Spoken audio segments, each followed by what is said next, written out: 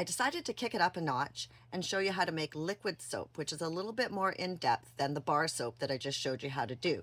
This one requires 4 ingredients, so you need your fat. Today we're using pine and cedar infused olive oil. So this is actually a castile soap that we're making, a 100% olive oil soap.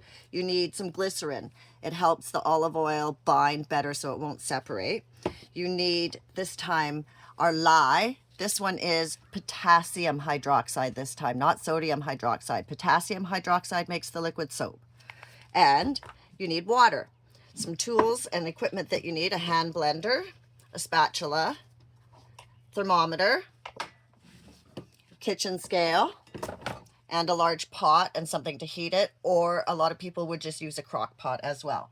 So the first step in the process, just like in the bar soap, is we're going to take our lye and we're adding it into our water. So you always add the lye into the water. You never add the water into the lye, or it could turn into what they call like a volcano type thing. So this lye is a little bit different than the last stuff. It's flakier.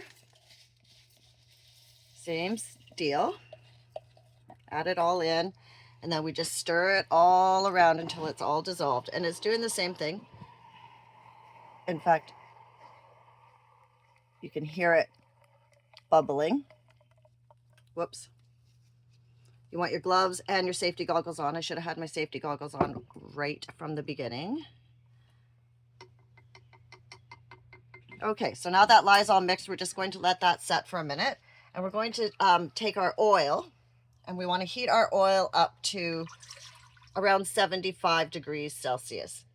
So not super hot, 75 to 80. The oil's up to temperature now, 75, 76 degrees Celsius. Next thing I'm going to do is take my lye and dump it in there and start stick blending it. I should mention to you that I used 104 grams of the lye to 156 grams of the water, 500 grams of fat, and another 104 grams of the glycerin. So in she goes. I'm just going to blend this around, get it a little bit mixed, and then in goes the glycerin.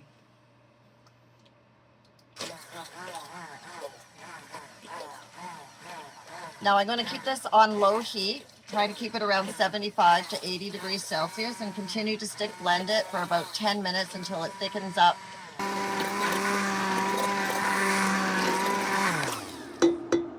So I blended for about 10 minutes, and now we've come to trace. So now that we've got it to trace, we're just going to keep it on low. We want to try to maintain that 75 to 80 degrees Celsius temperature, and we're going to cook it. We're going to cover it and cook it for about half an hour.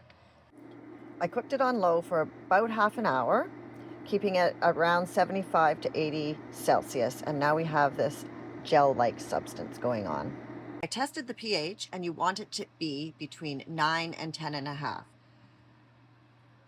We're at least at 9, so I'm satisfied that we're ready to dilute this now to make our gel into the liquid soap. So I'm leaving it on low, and to this gel I'm adding 1.5 liters of water. This is what it looks like after I pour the water in at the beginning of the dilution process. So we're just going to stir that around and leave that on low for probably a few hours and just let it dilute.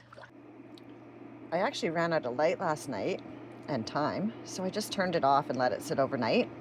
And this is what we have. We still have some chunks that need to be diluted. So I'll let that, turn the heat back on. We'll let that go. So this has been going for about another hour. I've been stirring it a bit and breaking up any of the chunks that have been sort of floating around in there. If you get impatient, you can always just use your hand blender and break up any of those chunks. This is what we have. I'll pour it into a jar and show you. Now this is ready to go. We can use this today. In fact, let's try some. If you used distilled water instead of tap water, which I used, you can get a clearer liquid soap.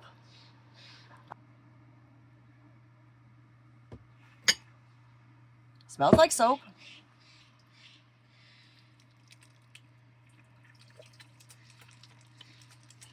Olive oil soap isn't known for a really, really thick or heavy lather, but it makes a really nice hand soap and it's good for sensitive skin.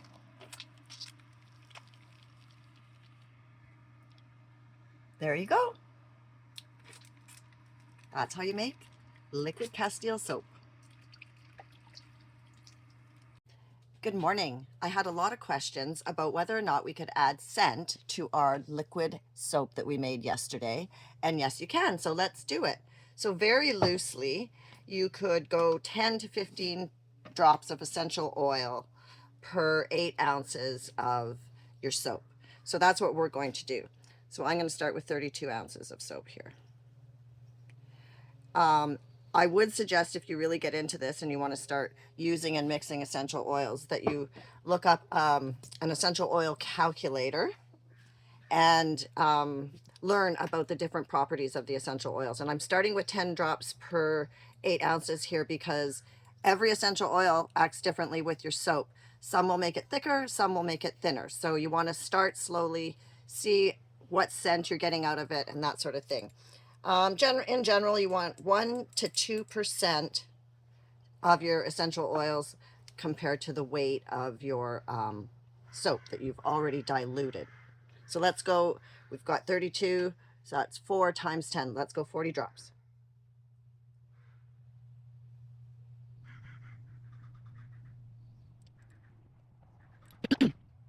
And then I've just got this slotted camping knife that I think would be great for mixing it in.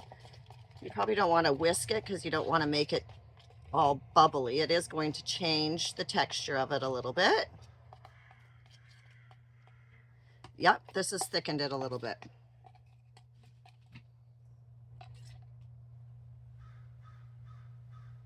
There you go.